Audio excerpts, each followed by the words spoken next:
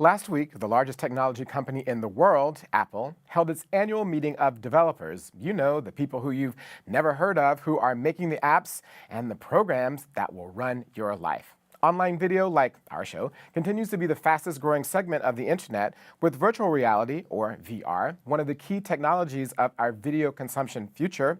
Apple's new operating to be released this fall even contains a version of VR called augmented reality, or AR, built in. But are there people of color and historically marginalized communities in this brave new future?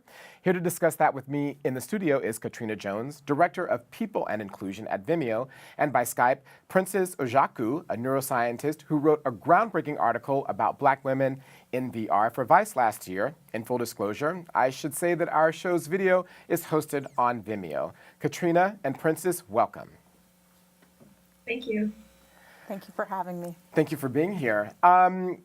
Katrina, year after year, we hear about tech companies promising to hire more diverse talent and to diversify. But it seems as if often the statistics are remaining the same, right? Yeah. So Facebook is around 3% African American, for example, I think 6% Latino. Vimeo is 4% African American. And so I'm wondering, what are the challenges to hiring a diverse workforce, if any, and what are companies like Vimeo doing about it? Well, part of the challenge is that there's a tremendous focus on hiring when the focus needs to be on hiring and also progression and promotion for those people who are already working within the company from those underrepresented groups. And so within hiring, we have to rethink how we define and assess talent. And in the past, what we've done is assess talent by filtering and excluding people from the application process or the recruiting process. And what we need to do is take a more inclusive, expansive approach to say we are looking at talent in a myriad of ways, and there is no one single type that defines what a developer, what an engineer looks like, and what their skills should be like. Right, so it's interesting because you're saying that some of the times the people that are making hiring decisions or recruiting look for a certain type of person when anyone can code, anyone can do these other types of jobs. So what's the challenge of, how do you actually realize that? How do you go to some person and say, you know what, you are looking kind of under the wrong places or in the wrong places, so change that? So a couple of ways. One, when people start talking about somebody being not the right fit, or that they just didn't seem like they have it, you need to press them, to push them to say, what do you mean? Tell me what's behind that. Help me unpack that. What is it that they're really saying when they say something like that?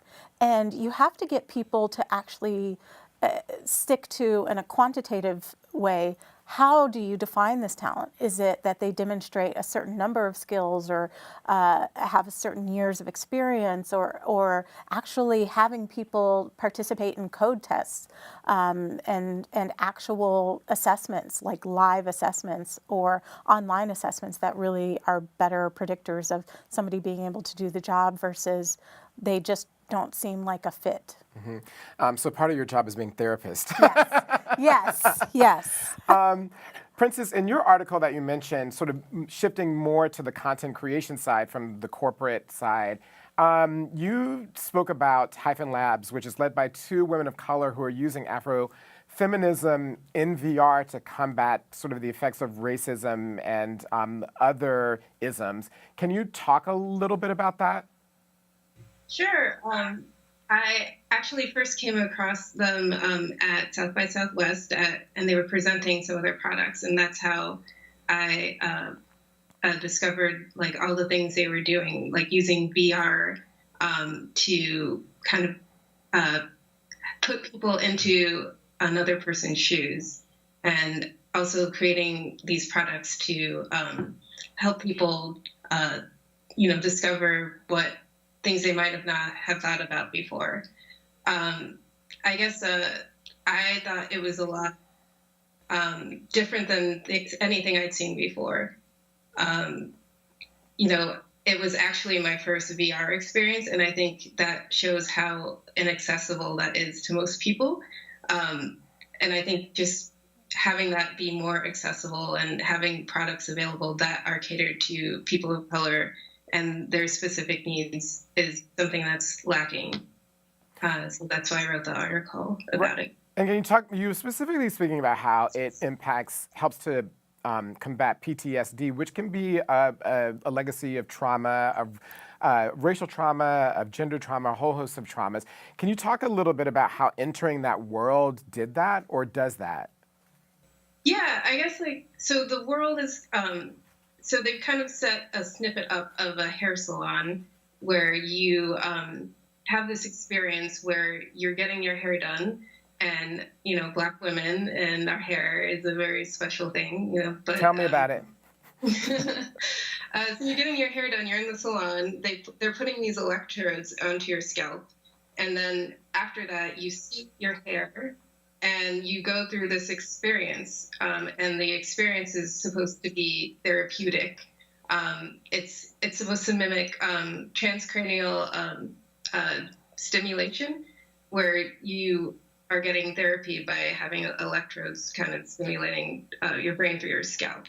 So it was cool to kind of have a simulation of that, and it kind of starts you thinking about what if we had this technology in real life.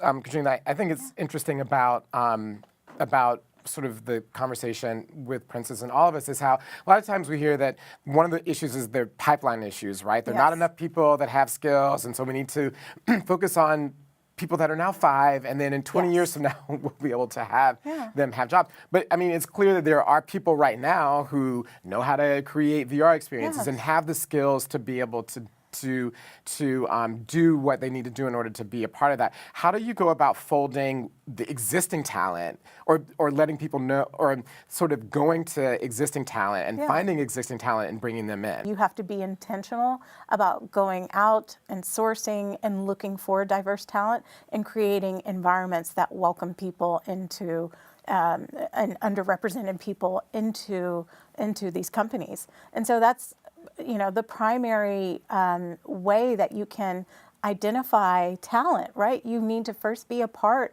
of these communities. You need to be able to connect with people one-on-one, and they'll refer their friends and family, et cetera, and you'll be able to grow your pipeline. So it's not just a matter of having a 5-year-old taking a coding class. That's part of it, but there are plenty of talented people out there right now. Right.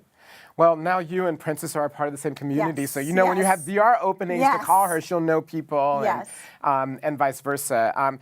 It was great to both have you on. This is a conversation that doesn't happen enough. I wish I had more time to have it with you, but I'm glad that you were able to come on to talk about your work, and I look forward to actually having this conversation again because Black women are the future. Katrina and Princess, again, thank you for joining us. For more information about diversifying tech, please visit our website, www.thelastSip.org, and click on How to Help.